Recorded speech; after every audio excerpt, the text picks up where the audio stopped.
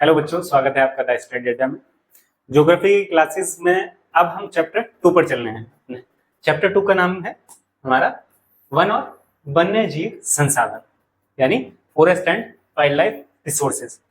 तो यहाँ पर हम समझने वाले हैं आखिर वनों की आवश्यकता क्यों है, वन इतने आवश्यक हैं क्यों हमारे जीवन के लिए। सबसे पहले देखिए, सांस लेने के लिए जो है हमें ऑक्सीजन की आवश्यकता होती है। ऑक्सीजन हमें जो है पेड़ पौधों से मिलती है। तो वन हमारे लिए एक, क्योंकि सबसे इंपॉर्टेंट जो चीज रही वो सांस रही, उसके बाद जो है भोजन और पानी की जो है चीजों की बात करेंगे, तो वो सबसे पहली चीज जो है हमें वनों से मिलती है। तो इसलिए हमें समझ में आया कि क्या आवश्यकता है। और वन्य जीव संसाधन, अब वन्य जीव संसाधन चाहे वो पेड़ पौधों से प्राप्त हमें वस्तुएं हों, चाहे जीव जंतु हों, वो सभी हमारे लिए किसी ना किसी तरीके से आवश्यक है। और अगर हम बात करें, देखिए एक तो जो है आप थोड़ी देर के लिए एक बार आंख बंद कीजिए, 30 सेकंड के लिए मैं कुछ कुछ चीजें बोलूंगा, अपने आंख बंद की। अब एक ऐसी जगह है जहां पर जो है चारों तरफ जो है पेड़ पेड़ है, यानी हम वनों के बीच में, ऐसे वन में जहां पर जो है बहुत डेंस है, डेंस फॉरेस्ट आप समझते होंगे, जहां पर जो है धूप भी नहीं आ पाती अंदर उसके। आंख बंद करके आप पहुंच गए हैं वहां पर, आप जो है अपने साथियों के साथ, अपने जो क्लासमेट्स हैं उनके साथ जो है आप बैठे हुए हैं वहां पर। तो देखिए कितना आनंद आता है जब हम जो है प्रकृति के नजदीक होते हैं। पास में एक झरना बह रहा है, तो आपको और जो देखिए आपके चेहरे पर भी जो मुस्कान होगी, वो वहां की जो सुंदरता को देख के कितना जो है, मतलब प्रकृति के साथ जब हम जुड़ते हैं तो हमारी जो आंतरिक जो खुशी है वो अलग ही होती है। वहीं जो है अब पास में झरना है, पहाड़ है, और चारों तरफ जो पेड़ हैं, वहां पर छोटे छोटे जानवर जो है आपके आस पास जो है, हाथी, जिसको जो है वहां के जो लोग हैं जो जंगलों में रहते हैं, वो हाथी की सवारी कराने के लिए आपके पास आए। इस तरीके से जो ये प्रकृति का जो माहौल है, अब जो है आप वापस आ जाइए। जिस तरीके से जो है आपने प्रकृति का माहौल देखा, आप समझ सकते हैं कि प्रकृति हमारे लिए कितनी आवश्यक है। जब आप पेड़ पौधों को, हरे पेड़ पौधों को देखते हैं तो आप जो है ऐसे ही खुश हो जाते हैं। प्रकृति को देख के जो है हम आंतरिक रूप से ऐसे ही खुश हो जाते हैं। तो देखिए, एक तो हमें बहुत सारी चीजें प्रोवाइड करती है, चाहे फूड हो, चाहे हम खाना खाने के लिए, चाहे घर बनाने के लिए हमें चीजें चाहिए, और हमें ऑक्सीजन भी उन्हीं से चाहिए। ये सभी चीजें जो है हमारे लिए आवश्यक हैं। इस जो चैप्टर में हम इन्हीं से संबंधित प्रश्न उत्तर करने वाले हैं कि जो फॉरेस्ट हैं और वाइल्ड लाइफ रिसोर्सेज हैं वो हमारे लिए कितने आवश्यक है, उससे संबंधित ही हम यहाँ पर क्वेश्चन करेंगे। तो चलते हैं अपने चैप्टर पर। आप इस चैप्टर से आप कनेक्शन भी बना पाए होंगे, तो इन्हीं सब चीजों को याद करते हुए आप चलेंगे। और अब जो है हम क्वेश्चन शुरू करते हैं।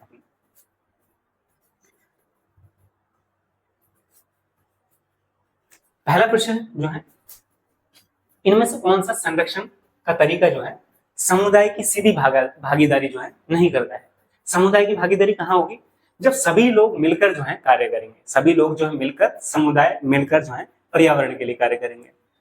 तो यहाँ पर हम पहले जो ऑप्शन है हमारा वो है संयुक्त मंद प्रबंधन, जहां पर जो है लोग एक साथ मिलकर जो है उस जो वन है उसका प्रबंधन यानी मैनेजमेंट देख रहे हैं कि वहां पर जो है जो पेड़ पौधे हैं उनको जो है कोई काटे ना, कोई आकर जो है उनको नुकसान ना पहुंचाए, या जानवरों को जो है कोई शिकार ना करे। ये सब कौन देख रहा है? ये लोग मिलकर देख रहे हैं। तो यानी कि समुदाय की भागीदारी है, बिल्कुल सही है, समुदाय की भागीदारी। अब ये बीज बचाओ आंदोलन, आंदोलन है, कोई आंदोलन है, तो कौन इसमें भागीदारी कर रहा होगा? लोग भागीदारी कर रहे होंगे। तो यानी कि यहाँ पर भी जो है लोगों की भागीदारी है, समुदाय की भागीदारी है, डायरेक्ट भागीदारी। चिपको आंदोलन, इसमें आपने जो है अपनी जो है, अगर आप बात करें हम प्राइमरी क्लासेस से अब तक जो है आपने ये आंदोलन का नाम सुना ही होगा कहीं ना कहीं। अब तो ये जो है 5th क्लास में जो है प्राइवेट स्कूलों में पढ़ाया जाता है। आप ये जो है आपने 6 से 10th में भी जो है इसका नाम कहीं ना कहीं सुना होगा। चिपको आंदोलन क्या था? चिपको आंदोलन जो है उत्तराखंड से संबंधित है। सुंदरलाल बहुगुणा का नाम सुना होगा आपने, जो इसके जो है मेन लीडर रहे। क्या हुआ इसमें? इसमें जो है पेड़ों से जो है गले लगकर उन्हें काटने से रोका गया। जब उन्हें काटने के लिए जो है लोग आए तो उन पर जो है लोगों ने उन्हें गले लगाकर जो है रोका। किसे? पेड़ों को, ताकि जो लोग हैं अब वो पेड़ काट ही नहीं पाएंगे। तो ये चिपको आंदोलन था, चिपको मूवमेंट था। इसमें जो है समुदाय की भागीदारी रही। देखिए कितना जो है एक समुदाय जो है पेड़ों के लिए इतनी अपनी कुर्बानी देने के लिए तैयार है, वो जो है खुद मरने के लिए तैयार है, परंतु पेड़ों को नहीं कटने देगा। ये जो है हमारी जो समुदाय है इसका कनेक्शन दिखाता है कि प्रकृति के साथ कितना घनिष्ठ है, कितना जो है वो पेड़ों को कितने जो है सम्मान दे रहे हैं, कि वो जो है हमारे लिए कितने आवश्यक है।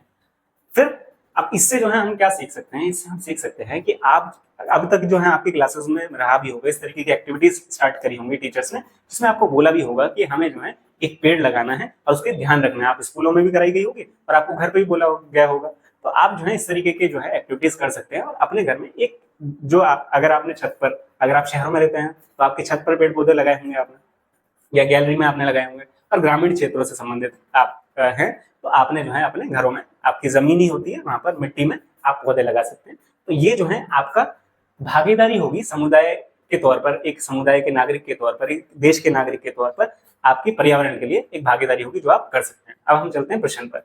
लास्ट जो है हमारा ऑप्शन है वन्य जीव पशु विहार यानी सेंचुरी का परिसीमन करना। ये कौन करेगा? ये सरकार कर रही है। सरकार क्या कर रही है? नियम बना रही है। वो बोल रही है कि यहाँ पर जो है वन्य जीव ही रहेंगे, यहाँ पर जो है किसी और व्यक्ति की जो है आवाजाही नहीं होगी अब डायरेक्टली। तो ये समुदाय ने नहीं किया, सरकार ने नियम बनाकर किया। तो यहाँ पर जो है इसका उत्तर सही हो जाएगा यही, क्योंकि समुदाय की सीधी भागीदारी नहीं है। अन्य तीन जो हम ऑप्शन देखें वहां पे समुदाय की सीधी भागीदारी थी। तो आप समझ चुके होंगे कौन सा आपका सही उत्तर होगा। यही हमारा वन्य जीव पशु विहार सही उत्तर होगा। वन्य जीव पशु विहार का परिसीमन। अगला प्रश्न है हमारा मेल से। मेल करना है आपको, इनमें मिलान करना है, यानी कि तीन जो है आरक्षित वन, रक्षित वन और अवर्गीकृत वन। तो ये जो है कौन कौन से होते हैं? आरक्षित वन कौन से होते हैं? आरक्षित वन होते हैं वन और वन्य जीव जो संसाधन है उनका संरक्षण की दृष्टि से जो सर्वाधिक मूल्यवान वन है, यानी कि जो बहुत ज्यादा मूल्यवान वन है उन्हें हम आरक्षित वन में डालते हैं, जिनमें उनका संरक्षण किया जाता है, यानी उनका प्रोटेक्शन किया जाता है। अब रक्षित वन कौन से होते हैं? रक्षित वन होते हैं वन भूमि जो और अधिक शरण से बचाई जा सकती है, यानी कि उसका शरण शुरू हो गया, यानी कि उसका जो है काटा जा रहा है, उन्हें किसी तरीके से जो है उन्हें नुकसान पहुंचाया जा रहा है, उन्हें जो है हमें रोकना होगा। वो रक्षित भूमि में आ गए, रक्षित वन में आ गए। अब अवर्गीकृत, जिन्हें जो है किसी भी कैटेगरी में नहीं डाला गया उन वन को, उन्हें क्या कहते हैं? यानी वो सरकार, व्यक्तियों के निजी और समुदाय के अधीन अन्य वन और बंजर भूमि है, यानी कि वो जो भूमि जिसे अवर्गीकृत वन बोल रहे हैं वो या तो सरकार के अधीन है या किसी व्यक्ति के पास है या समुदाय के पास है, और वो वन है या फिर वो बंजर भूमि है, यानी कि वो जो है रक्षित और आरक्षित वन में कैटेगरीज नहीं की, वो अवर्गीकृत रहा। जो सरकार के पास भी हो सकता है, किसी निजी व्यक्ति के पास हो सकता है, वो वन हो सकता है या फिर बंजर भूमि हो सकती है। ये आपके जो है मिलान के उत्तर रहे। ये हम यहाँ पर सीधे भी बात कर लेते हैं। यहाँ पर आपको आरक्षित वन, वन और वन्य जीव संसाधन संरक्षण की दृष्टि से सर्वाधिक मूल्यवान वन। रक्षित वन क्या हुआ? वन भूमि जो अधिक शरण से बचाई जा सकती है। अवर्गीकृत वन जो है सरकार, व्यक्तियों के निजी, समुदाय के अधीन अन्य वन और बंजर भूमि। अब जो है हमारा अगला प्रश्न है जैव विविधता क्या है और यह मानव जीवन के लिए क्यों आवश्यक है? आपके देखिए जैव विविधता क्या है? जैव विविधता यानी कि आप यहाँ पर जो है फोटो देख रहे हैं, ये सारे फोटोज देख रहे हैं, अब आपको और क्लियर हो रहे होंगे, पूरे बोर्ड पे ही लगा दिया आपके लिए। तो इस चित्र में जो है हम देख रहे हैं यहाँ पर, जिस फोटो में बहुत सारे जीव जंतु हैं, अलग अलग क्षेत्रों में जो पाए जाने वाले जीव जंतु की बात कर रहे हैं इसमें। तो यहाँ पर क्या अगर एक ही तरीके के जीव जंतु होते, एक ही रंग होता उनका, वो इन सभी क्षेत्रों में पाए जाते, तो क्या होता?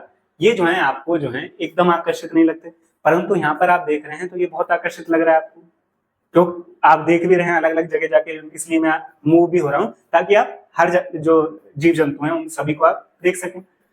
तो इतनी सारी जो विविधता होती है, ये जो है हमारे जो प्रकृति है इसके लिए बहुत आवश्यक है, क्योंकि एक तो जो है आप देख रहे हैं कि इतनी सारी जो विविधता होगी उससे क्या हो रहा है, आपको जो है वो मनमोहक हो रही है, यानी कि आप जो है उसे देखकर बहुत खुश हैं।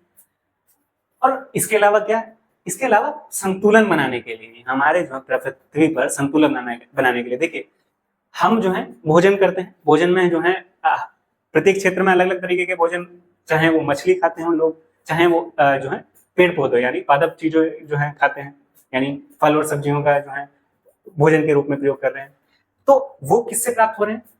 वो हमें जो है पेड़ पौधे से प्राप्त हो रहे हैं। अब एक ही फसल होती है, यानी कि हमारे पास जो है पूरी जो है फसल में आलू ही होते, तो हम आलू खा खा के क्या होता है, हम एक टाइम के बाद बोर हो जाते हैं। तो यही जो है इस क्वेश्चन में समझने की आवश्यकता है कि इसमें जो है बोला गया जैव विविधता क्या है। जैव विविधता हुई है विविधता, यानी जीवों में, जीव जंतुओं में जो इतनी सारी विविधताएं पाई जाती हैं। पक्षी आपको अलग अलग तरीके के पाए जाते हैं, तोता है, बाज है, इतने सारे। इसी तरीके से जानवरों में देखें, उसी तरीके से जो है पौधों में देखें, पौधों में ये सारी विविधताएं जो है क्या है, ये सारी विविधताएं जो है इन्हीं सभी को क्या बोलते हैं, जैव विविधता बोलते हैं। पृथ्वी पर जो पाए जाने वाले जीव जंतु हैं, पादप यानी पेड़ पौधे जो हैं, सूक्ष्म जीव हैं, सूक्ष्म जीव भी तो पाए जाते हैं। सूक्ष्म जीव क्या होते हैं, जो हमें जो है ऐसे ही दिखाई नहीं दे रहे, हमारे नेक्ड आई से नहीं दिखाई देते, उनके जो है बीच पारस्परिक संबंध। अब जैसे एक डेड बॉडी है, डेड बॉडी को जो है दफनाया जाता है, कुछ समय बाद जो है वो पूरी तरीके से गल जाती है, उसे कैसे खत्म हो गई, वो वहां पर जो सूक्ष्म जीव थे उन्होंने उसे पूरी तरीके से जो उसके ऊपर जो चीजें थी वो सब खत्म कर दी, सिर्फ हड्डियां बची। तो ये भी जो है क्या हो रहा है, पारस्परिक संबंध है सभी में, इन सभी में। जीव जंतु, अब एक पेड़ है, पेड़ जो है गिर गया, वो जमीन पर जो गिर गया, कुछ समय बाद जो है वो गलकर खत्म हो जाएगा, और उससे क्या हुआ, उससे मिट्टी की जो उर्वरकता है, फर्टिलिटी है, वो भी बढ़ी। तो सभी जो है आपस में जुड़े हुए हैं, इसे ही हम क्या कह रहे हैं, जैव विविधता कह रहे हैं। मानव जीवन के लिए क्यों आवश्यक है? मानव जीवन के लिए बहुत सारी चीजें प्रोवाइड करते हैं पेड़ पौधे, जीव जंतु। क्या क्या प्रोवाइड करते हैं? भोजन हमें इससे मिल रहा है, औषधियां बनाने के लिए हम इन्हीं पेड़ पौधों का इस्तेमाल कर रहे हैं, तो बहुत सारी चीजें हमें इनसे मिल रही हैं। आइए बात करते हैं भोजन और पोषण। फसलें इन्हीं से मिल रही, फल, सब्जियां, मछली, मांस, ये सभी जो जैव विविधता से प्राप्त हो रहे हैं। अगर ये नहीं होती जैव विविधता तो हमें एक ही तरीके की फसल मिलती, और उसे खाने से अब हमारे शरीर को बहुत सारे पोषक तत्वों की आवश्यकता होती है। अगर एक ही तरीके की फसल होगी तो वो जो है सभी पोषक तत्वों की आवश्यकताओं को तो पूरा नहीं कर पाएगी। उससे क्या होता है, उससे हम बीमार होते हैं, और उससे जो है हमारी बीमारी जो है इतनी बढ़ जाती है कि हम जो है आगे जो है स्वास्थ्य की जो है बहुत सारी समस्याएं पैदा हो जाती हैं। तो जैव विविधता देख रहे हैं कि इतनी सारी पोषक तत्व हमें जो है किसकी वजह से मिले, जैव विविधता की वजह से। औषधियां और उपचार, अगर हम स्वास्थ्य रूप से जो है सही नहीं है तो हमें औषधियां बनाने में भी जो दवाइयां हैं वो पेड़ पौधों से या जीवों से प्राप्त हो रही हैं, उसकी वजह से हम क्या रह पा रहे हैं, स्वस्थ रह पा रहे हैं, जैव विविधता की वजह से।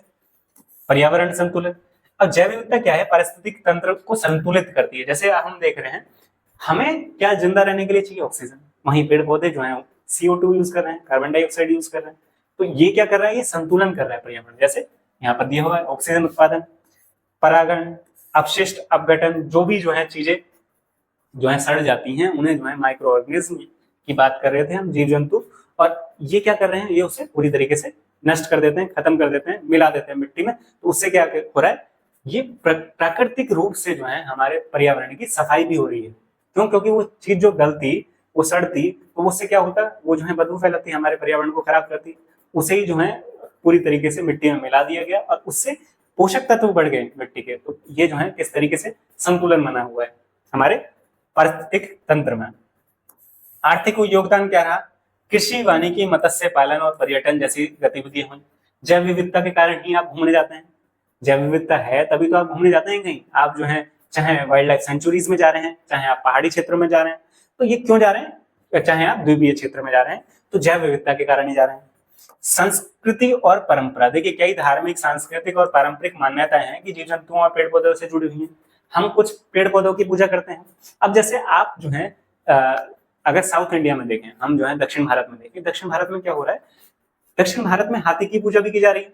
एक समय पे जो है हाथी की पूजा की जाती है, वहीं जो है जो उनके जो जानवर हैं उनकी भी पूजा की जाती है। ये जो है, ये जो हमारी धार्मिक मान्यता है या सांस्कृतिक मान्यता है, ये क्या कर रही है, ये जैव विविधता के कारण है। जैव विविधता जो है हमें ये संस्कृति और परंपरा से भी जोड़ के रख रही है। और ये क्यों की जा रही है, ये हमें उनकी महत्व, जो उनका महत्व है हमारे जीवन में, उसको भी दिखाने के लिए किया जा रहा है कि वो संस्कृति या धार्मिक जो परंपरा है वो दिखा रही है कि इन चीजों का, ये प्राकृतिक रूप से जो हमें चीजें मिली, इनका कितना महत्व है हमारे जीवन में। जलवायु नियंत्रण, यानी वन और समुद्री पारिस्थितिकी तंत्र से देखें तो वहां पर कार्बन अवशोषण होता है, जो कि जलवायु जो परिवर्तन हो उसमें कमी लाता है, कि जलवायु परिवर्तन इतना ज्यादा ना हो, इसलिए जो है जो वनों और समुद्री पारिस्थितिक तंत्र है वो उसे बैलेंस करता है। तो देखिए जैव विविधता हमने समझी क्या होती है, उसका जो है मानव जीवन के लिए क्या महत्व है, इतना सारा महत्व है कि अब जो है हमें समझना चाहिए कि वनों को जो है बचाना कितना आवश्यक है। अब आप क्या कर सकते हैं इसमें, देखिए हम जो है हमारे, अगर आप घर में देखें, आसपास में देखें, तो हमारे यहाँ पर लकड़ी से बने सामान इतने बहुत ज्यादा हैं, उनका जो है उपयोग हम दोबारा कर सकते हैं। हम नए जो है फर्नीचर लाने के जगह जो है पुराने फर्नीचर का उपयोग किस तरीके से कर सकते हैं, उन्हें पेंट करा के, उन्हें जो है इस तरीके से इस्तेमाल करें ताकि जो है भविष्य में भी जो है वो खराब हो तो उन्हें रिपेयर करते रहें। क्यों? क्योंकि इससे आप जो है पर्यावरण में जो है भागीदारी कर रहे हैं, पर्यावरण को बचाने में भागीदारी कर रहे हैं। और एक और आपके जो है जनरल डेली लाइफ में हम बात करें, देखिए आप जो है रजिस्टर्ड लेते हैं, नए रफ रजिस्टर्ड लें चाहे फेयर रजिस्टर्ड लें, हम क्या करते हैं पेज फाड़ने के बाद क्या करते हैं उसे डस्टबिन में डाल देते हैं।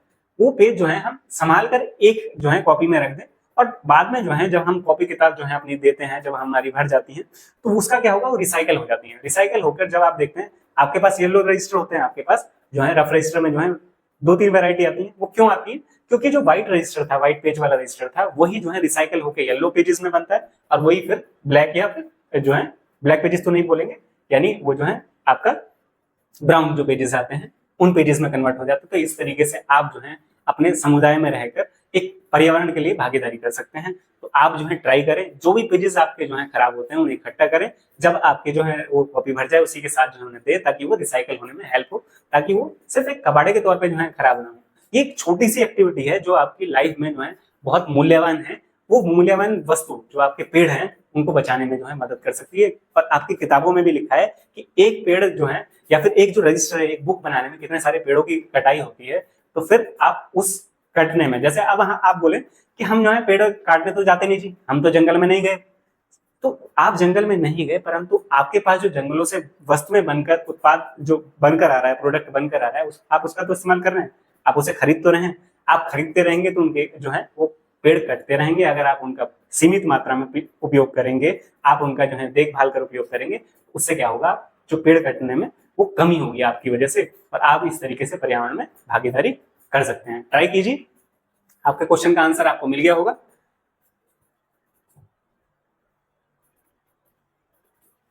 अब अगला प्रश्न है हमारा, विस्तार पूर्वक बताना है। इसमें क्या बताना है, विस्तार पूर्वक मानव क्रियाएं किस प्रकार प्राकृतिक वनस्पति जात और प्राणी जात के ह्रास में के रूप में कारक हैं। देखिए पहले ये फोटो देखिए आप, यहां पर जो है जब आप देख रहे हैं ये वाला फोटो, तो यहाँ पर जो है आपको दिख रहा है कि कितने आसान जो ग्रीनरी दिख रही है। यहाँ पर सारे आपको जो है जीव जंतु दिखाई दे रहे हैं, चाहे वो पक्षी हो चाहे वो बंदर हो, कितनी आसानी से रह रहे हैं, कितने मजे से रह रहे हैं। वहीं जब आपने देखा कि जो है जब पेड़ों की कटाई शुरू हुई तो किस तरीके से उन पक्षियों को जो है आश्रय नहीं मिल रहा है, और आपने जो है फैक्ट्री बनाने के लिए वो सारे पेड़ों की कटाई कर दी। अगर आप इसे देखने में भी देखें तो जब आप ग्रीनरी को देख रहे थे तो आपको बहुत खुशी हो रही थी, वहीं जो है आपने पेड़ों की कटाई देखी तो आपको जो है अंदर से एक मानवता, एक आत्मा जब हमें दुखी होती है, वो उसे देखकर ही हमें लग रहा है कि ये जो पेड़ों की जो काटा गया पेड़ों को, जिस तरीके से यहाँ पर जो है पक्षियों को जो है रहने का आश्रय भी खत्म हो गया, जानवरों के लिए आश्रय खत्म हो गया। अब बोलते हैं, देखिए जब हम देखते हैं शहरों में जो है जानवर आ रहे हैं, शेर आ गया, बाघ आ गया, जो है ये क्यों आ रहे हैं, क्योंकि जब हमने इनके जो जहां ये रहते थे उन्हें जो है काट दिया, तो अब वो कहाँ जाएंगे, वो जो है ऐसी क्षेत्रों में जो है अब वो अपना क्षेत्र ढूंढने का प्रयास कर रहे हैं, कहाँ से खाएं। जब उस जंगल में जो है अलग अलग तरीके के जानवर मिल जाते थे, उनका भोजन मिल जाता था, अब उस भोजन के लिए जो है वो पेड़ ही नहीं है, वो जंगल ही नहीं है, तो वो कहाँ जाएंगे। यही कारण है कि वो जो है आपको शहरों में भी दिखाई दे जाते हैं या फिर उन आसपास के क्षेत्रों में, क्योंकि हमने उनका क्षेत्र सीमित करते चले गए। जंगल है पर वो सीमित करते जाएंगे, हम छोटा करते जाएंगे, तो उनको तो रहने के लिए आप जब हम देखते हैं, हम बाहर से कोई जानवर मंगाते हैं, यानी शेर मंगाए, चीता मंगाए, तो उनके लिए कितनी बड़ी जमीन हमें रखनी पड़ती है, आरक्षित रखनी पड़ती है, क्योंकि उनको रहने के लिए ऐसे नहीं है कि आप पिंजरे में डाल देंगे, उनको आसानी से स्वतंत्र रहने के लिए हमें एक बड़ी जमीन जो है उनके लिए आरक्षित करनी पड़ती है। तो जब हम उनका क्षेत्र सीमित करेंगे तो वो जो है इसी तरीके से आपको फिर जो है शहरों में या ग्रामीण क्षेत्रों में दिखाई देंगे। पर यहाँ पर भी जो है उसी से संबंधित कि यहाँ पर जो है किस तरीके से पहले ग्रीनरी थी और फिर जो है वनों की कटाई हुई। अब ये जो क्वेश्चन था, क्वेश्चन में क्या पूछा, क्वेश्चन में पूछा गया था कि मानव क्रियाएं किस तरीके से प्रभावित कर रही हैं। आप मानव क्रियाएं देख रहे हैं, मानव ने क्या किया है, आपने वो देखा कि मानव ने क्या किया। मानव ने वो जो सभी जो आवास थे, जो पक्षियों के लिए आवास थे, उन सबको क्या किया, उन सबको खत्म कर दिया। पक्षियों के आवास या फिर जीव जंतु के आवास वो सभी खत्म कर दिए, और उससे जो है उनकी जो वनस्पति जात, यहाँ पे 2 वर्ड थे, वनस्पति जात यानी पेड़ पौधों से संबंधित, प्राणी जात यानी जानवरों से, जीव जंतुओं से संबंधित, वो सभी जो आवास थे हमने खत्म कर दिए, जिसकी वजह से जो है अब क्या होगा, उनकी जो आगे का जीवन होगा वो कितना जो है दर्दनाक होने वाला है। इसी की बात करेंगे, मानव क्रियाएं कैसे प्रभावित कर रही है। मानवीय गतिविधियां वनस्पति और जीवों के ह्रास को प्रभावित करती हैं। कैसे, भारत में जैव विविधता में गिरावट का कारण बना है। जैव विविधता के बारे में हमने जाना था कि जीव जंतुओं, पादप और जो हमारे अलग अलग प्रकार के जीव जंतु हैं वो किस तरीके से प्राकृतिक रूप से एक संतुलन बनाते हैं और साथ ही साथ हमारे लिए कितने उपयोगी हैं, हमने एक प्रश्न में जाना था। तो वही जो है अब जैव विविधता में गिरावट भी आती है, क्योंकि हमने उनके आश्रय ही काट दिए तो वो जीव जंतु भी कम होते चले जाएंगे, तो जैव विविधता में गिरावट आएगी। आवास का विनाश किया हमने उनके, जहां पर वो रह रहे थे, जनसंख्या वृद्धि का कारण है। अब जनसंख्या हमारी वृद्धि हुई तो हमने उनके आवास खत्म कर दिए, हमारी जो मानव की जनसंख्या बढ़ती चली गई, उससे क्या हुआ, उससे हमें चाहिए कृषि क्षेत्र बढ़ाना था, कृषि क्षेत्र बढ़ाना था, रहने के क्षेत्र बढ़ाने थे, तो हमने क्या किया, हमने जंगलों को काट दिया। पर वहां पर भी तो कुछ जीव जंतु रह रहे थे, हमने उन्हें हटा दिया वहां से और उनके जो आवास का क्षेत्र था वो हमने काट दिया, जिसके कारण क्या हो रहा है कि कृषि, खनन, औद्योगिकरण और शहरीकरण का विस्तार हुआ। इसी सब की वजह से जनसंख्या वृद्धि हुई, तो जो आपका कृषि क्षेत्र था वो बढ़ा है, खनन क्षेत्र था वो बढ़ा है, औद्योगिकरण था वो बढ़ा, और साथ ही साथ शहरीकरण जो बढ़ा, इसी कारण बढ़ा, और परिणाम स्वरूप क्या हो रहा है, बड़े वन क्षेत्रों का सफाया हो गया। इन सभी की वजह से जो बड़े क्षेत्र थे वनों के वो सब साफ होते चले गए, क्योंकि मानव की जनसंख्या बढ़ती चली गई, उसे आवास के लिए, औद्योगिकरण के लिए, शहरीकरण के लिए और अपनी कृषि के लिए जगह चाहिए थी, तो उन्होंने जो है क्या किया, उन्होंने वनों का सफाया कर दिया।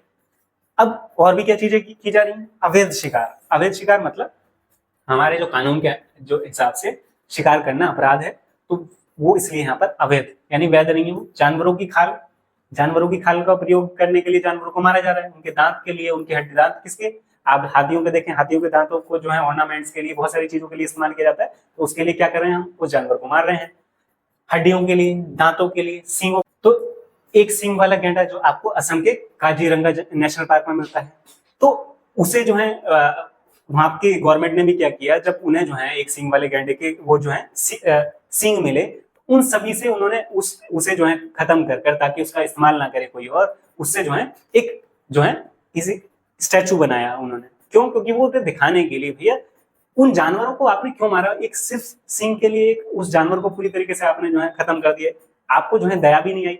तो ये सभी जो है हम अवैध शिकार हैं, जो किस कारण हो रहे हैं वो यहाँ पर दिखाए, अवैध व्यापार भी किया जा रहा है, और प्रगति इन प्रजातियों का विलुप्त होने के कगार पर आ रही है ये, क्योंकि हम इन सभी चीजों के लिए ना खत्म कर रहे हैं। मानव क्रियाएं आपने देखी, क्या क्या मानव क्रिया रही। सबसे पहले जैव विविधता में गिरावट आई, इसकी वजह से जनसंख्या वृद्धि हुई, तो ये सारी चीजें हमने बढ़ रही हैं, इसके लिए हमने क्या किया, वनों को काट दिया। अवैध शिकार हुए, अवैध शिकार क्यों हो रहे हैं, उन जो जानवर हैं, जीव जंतु हैं, उनसे संबंधित कोई उनकी खाल हो, दांत हो, उनके सींग हो, उनका जो है उपयोग करने के लिए हमने उन जानवरों को मार दिया। तो यही सब चीजें हैं जो मानव क्रिया हैं, जो कि हमारी प्राकृतिक वनस्पतियों को खत्म कर रही हैं और प्राणी जात को खत्म करने के लिए एक कारक के रूप में काम कर रही हैं। तो ये जो है हमें पूरी तरीके से खत्म करनी चाहिए, ताकि हमारी जो क्या जैव विविधता वो खत्म ना हो, और साथ ही साथ ये प्राणी जात और जीव जंतु हैं, इनको हम बचा सके, इन्हीं को संरक्षित कर सके। इसलिए गवर्नमेंट रूल भी लेके आती है, और परंतु हमारी आत्म जागरूकता भी होनी चाहिए, हमारे जो समुदाय में जागरूकता भी होनी चाहिए। इसके लिए एक छोटे से पेड़ काटने के लिए भी आपके जो आत्मा पर जोर पड़ना चाहिए। अगर आपको बहुत ज्यादा ही उसकी आवश्यकता है कि उस पेड़ को काटा ही जाएगा, तो उसकी जगह 10 या 15 पेड़ पौधे नए लगाए जाएं, क्योंकि एक बड़े पेड़ की भरपाई एक छोटा पौधा नहीं कर सकता।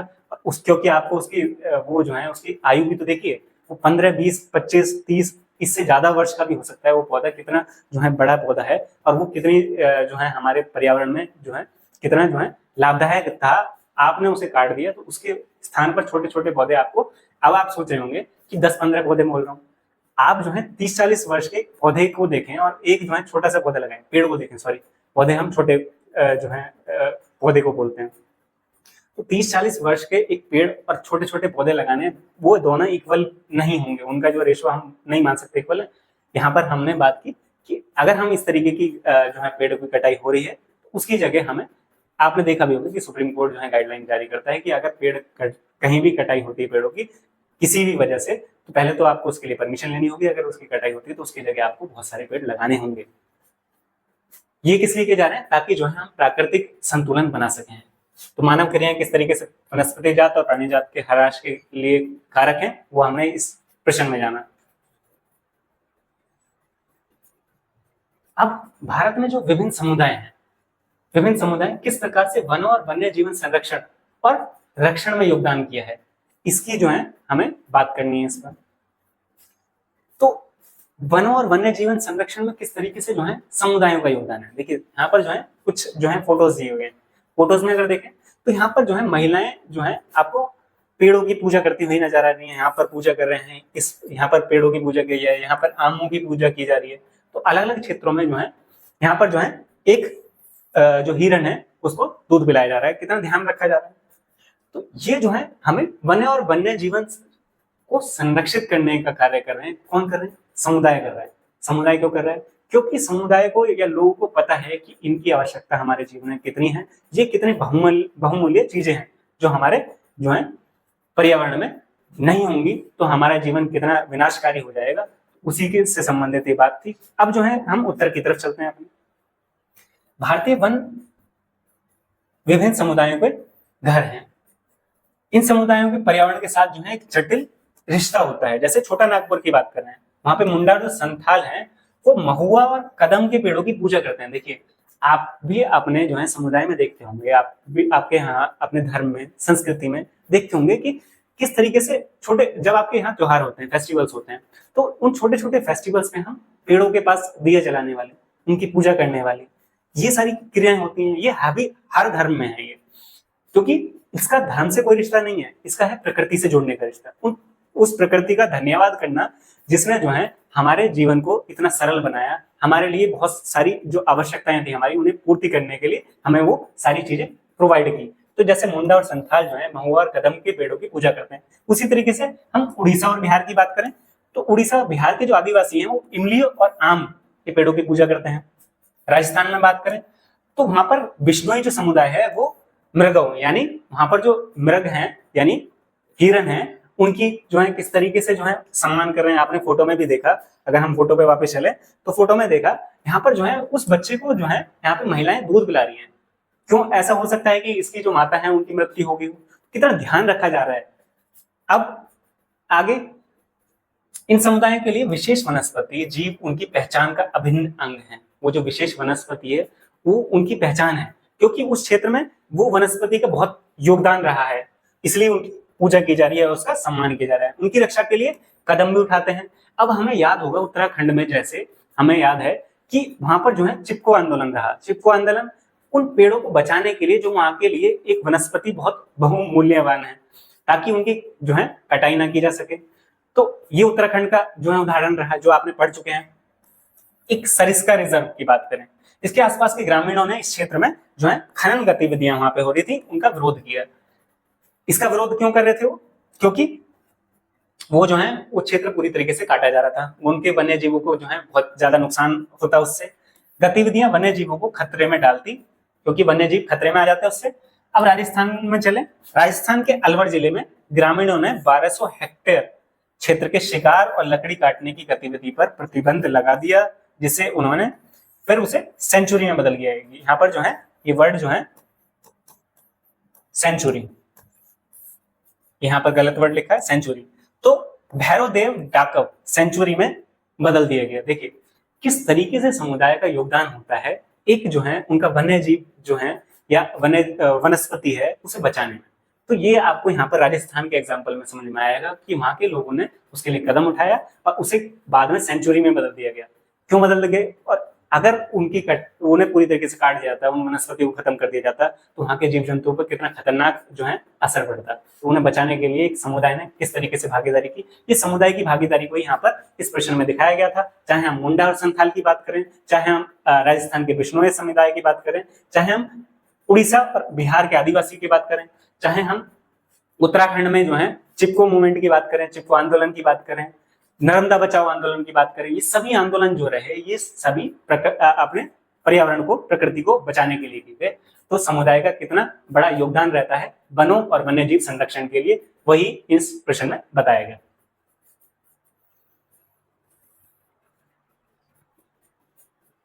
अब जो है ये प्रश्न है हमारा वन और वन्य जीव संरक्षण में सहयोगी रीति रिवाजों, रीति रिवाज की बात कर रहे हैं यहाँ पर। अगर इंग्लिश का वर्ड होगा तो हम बात करेंगे प्रैक्टिस। रीति रिवाज से आप जो है कुछ अलग ना समझें, इसलिए हमने अंग्रेजी का जो वर्ड है, इंग्लिश का वर्ड है प्रैक्टिस। तो जो वन और वन्य जीव संरक्षण में सहयोगी कौन सी प्रैक्टिस है उनकी बात करनी है, उसी पर हमें निबंध लिखना है। तो बहुत सारी प्रैक्टिसेस हो सकती हैं जो अभी तक हमने सारे क्वेश्चंस देखे, उनमें बहुत सारी चीजें देखी। समुदाय की किस तरीके से भागीदारी होती है, समुदाय किस तरीके से योगदान देता है, समुदाय ने किस तरीके से जो है वहां की वनस्पतियों को बचाने के लिए, उसे जो है एक सेंचुरी में बदलाव करने के लिए, राजस्थान का जैसे अलवर जिले का हमने बात की, वहां पर जो है उस क्षेत्र को सेंचुरी में बदला गया। क्यों? क्योंकि समुदाय ने दबाव डाला कि उसकी जो है उस क्षेत्र में जो है कटाव ना हो, पेड़ों का कटाव ना हो, वनस्पतियों को नष्ट ना किया जाए। ऐसे ही जो है आपने तेलंगाना में अभी रिसेंट में जो है तेलंगाना का जो है एक वन क्षेत्र था जिसमें जो है सुप्रीम कोर्ट ने जो है रोक लगाई, क्योंकि वहां पर जो है वो एक कंपनी को दिया गया और उसमें जो है वनों का जो है कटाई हो रही थी। ये जो है, और उसमें योगदान किसका रहता है? उसमें योगदान समुदाय का है। देखिए, इसके लिए जो है अगर वो एक प्राइवेट कंपनी है, प्राइवेट कंपनी मुनाफा कमाने के लिए कुछ भी कर सकती है, मुनाफा उनके लिए सिर्फ मुनाफा जो है एक बड़ी चीज रही। पर वहां पर जो समुदाय रह रहा है उसे पता है कि उस वनस्पति, उन पेड़ पौधों, उन जीव जंतुओं का उनके जो है जीवन में कितना बड़ा योगदान है। अब हम आदिवासियों की तरफ चलते हैं। यहाँ से अभी भी जो है लगभग 400 समुदाय हैं जो हमारे आदिवासी भारत में जो है रहते हैं, तो अलग अलग वनों में रहते हैं। इसके लिए एक नियम भी बनाया गया जो हमारे कानून में, कि हम जो है उनको वहीं पर ही रहने दें और उन्हें जो है वहां की जो चीजें हैं उनका जो है प्रयोग करने दें। क्यों हमने ऐसी जो है कानून बनाया? क्योंकि अगर हम उन्हें वहां पर नहीं रहने देंगे, क्योंकि उन्हें सिर्फ वही चीजें आती हैं, वो उनकी संस्कृति पूरी तरीके से वहीं से जुड़ी हुई है, तो अगर उन्हें हटाया गया तो उनके पास शिक्षा तो नहीं है। वो जो है शहरों में अगर आएंगे तो उनको जो है रोजगार की, उनको भोजन की, उनको आवास की, वो किस तरीके से जरूरतें पूरा करेंगे? तो इसलिए हमें उन्हें वहीं पर ही छोड़ा गया। अब देखिए, आदिवासी जो लोग होते हैं वो प्रतिदिन के लिए ऐसा नहीं है। अब मनुष्य क्या है? लालच से भरा हुआ है। मनुष्य क्या कर रहा है? एक ही दिन में जो है वो शिकार करके बहुत सारा शिकार करना शुरू कर दे और उन सभी जानवरों को मारना शुरू कर दे। ये एक लालच है आपका। पर वहीं जो है आदिवासी क्या करते हैं? आदिवासी को जितनी एक दिन की आवश्यकता होगी उससे अत्यधिक जो है उस वन का जो है ह्रास नहीं करेंगे। उसको साथ साथ जो है उस वन में, जैसे अब वो खेती करते हैं, खेती किस तरीके से करते हैं? क्योंकि उनके पास वो फर्टिलाइजर्स या मैन्योर्स नहीं है जो एक आम किसान के पास होते हैं। तो वो क्या करते हैं? वो स्थानांतरित कृषि करते हैं। एक जगह कृषि की उसे छोड़ देते हैं, ताकि उन्हें पता है कि उसमें जो उपजाऊपन है, उसकी उर्वरकता है, उसकी फर्टिलिटी है, वो कुछ समय बाद फिर दोबारा से रिन्यू हो जाएगी। इसलिए उस क्षेत्र को छोड़कर वहां से चले जाते हैं। उनके अंदर वो लालच नहीं है, इसलिए ही जो है सरकार ने जो है उनके लिए एक नियम बनाया ताकि वो वहां पर रह सकें। अब हम चलते हैं क्या क्या रीति रिवाज, क्या क्या प्रैक्टिस हो सकती है जो एक वन और वन्यजीवी संरक्षण में सहयोगी हो सकती है। जैव विविधता, पारिस्थितिकी संतुलन बनाए रखने के लिए वन और वन्यजीव आवश्यक हैं। जैव विविधता में हमने जाना कि विभिन्न प्रकार के जीव जंतु, पशु जो हैं वो सभी जो है हमारी जैव विविधता में भागीदारी रखते हैं और वो जो है हमारे पर्यावरण में एक संतुलन भी बनाते हैं। ऑक्सीजन हमें चाहिए तो वो उसके लिए पेड़ पौधे होने बहुत आवश्यक हैं। अगर हमें अपने क्षेत्र में बारिश चाहिए तो उसके लिए पेड़ पौधे जितना ज्यादा होंगे तो बारिश तभी होगी, सूखा पड़ जाएगा वरना बारिश नहीं होती। अब जो है कुछ क्षेत्रों में तापमान इतना बढ़ जाता है, क्यों बढ़ रहा है? क्योंकि बारिश नहीं हो रही। और बारिश ना होने का कारण यह है क्योंकि आसपास में पेड़ पौधे हैं ही नहीं। पेड़ पौधे जो है बारिश को आकर्षित कर रहे हैं, बारिश वहां पर और ज्यादा होती है, परंतु अगर पेड़ पौधे नहीं होंगे तो नहीं होगी बारिश। तो जैव विविधता जो है, वन और वन्यजीव जो हमारे लिए बहुत आवश्यक है पारिस्थितिक संतुलन के लिए और जैव विविधता के लिए। ये दोनों चीजें आवश्यक हैं, वन भी और वन्यजीव भी। वनीकरण क्या होता है? वनों को जो है लगाना। और जो वनीकरण क्या होता है? यानी कि एक जगह से जहां से वन खत्म हो गए उसे दोबारा लगाना। प्राकृतिक आवासों के संरक्षण के माध्यम से सुनिश्चित किया जा सकता है। प्राकृतिक आवास जो है उनका संरक्षण किया जाए, यानी कि जहां पर जो है प्राकृतिक आवास पहले से ही है, यानी कि पेड़ पौधे पहले से ही है, उनको संरक्षण प्रोवाइड किया जाए। जैसे अब नेशनल पार्क, बायोडाइवर्सिटी पार्क इस तरीके से बनाए गए। क्यों बनाए गए? ताकि उन्हें जो है वहां पर जो जीव जंतु हैं, जो पेड़ पौधे हैं, उनको संरक्षित किया जा सकता है, ताकि वो लुप्त ना हो जाए। ऐसा ना हो जाए कि वो पूरी तरीके से खत्म हो जाए। अभी हम बात करते हैं कि लगभग जो है जो पृथ्वी है, पृथ्वी पर जो है लगभग 30% जो है वो वन है, यानी कि फॉरेस्ट है। अब इसमें जो है एक देश को, अगर एक देश है उसको लगभग अपने देश का 1/3 क्षेत्र पर जो है वो वन होना आवश्यक है। क्यों? क्योंकि ताकि वो जो पारिस्थितिक संतुलन है, वो जो हमारा जो प्रकृति के साथ संतुलन है वो बना रहे। इसलिए आवश्यक है कि हमें जो है ये मेंटेन रखना चाहिए और इसे जो है अब पता चला कि हमने उन वनों को भी खत्म कर दिया जो हमारे देश में थे, तो उससे क्या होगा, अभी हम बात कर रहे थे वनों से संबंधित हमारी कितनी सारी आवश्यकताएं पूरी करते हैं, हमारी औषधियां जो हैं उससे मिल रही हैं, हमें ऑक्सीजन मिल रही है, इतनी सारी आवश्यकताओं को पूरा करने के लिए हमें वन की आवश्यकता है, तो हमें उन्हें बचाए रखने के लिए प्रयास करना चाहिए। वही यहाँ पर दिया हुआ था, उनका संरक्षण करना चाहिए। आगे चलते हैं। कड़े कानून बनाए जा सकते हैं अवैध कटाई के लिए, शिकार के लिए, अवैध शिकार पे रोका जा सकता है, रोक लगाई जा सकती है।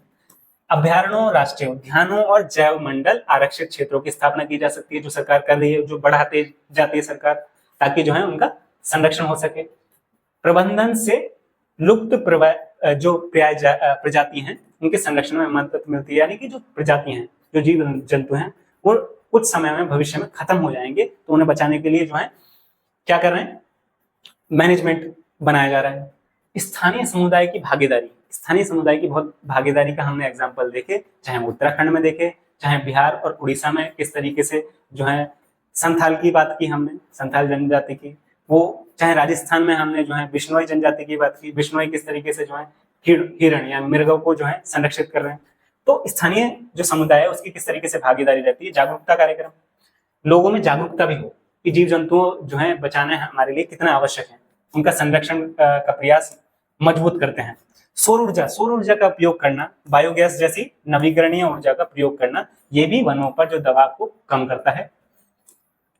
पर्यावरण अनुकूल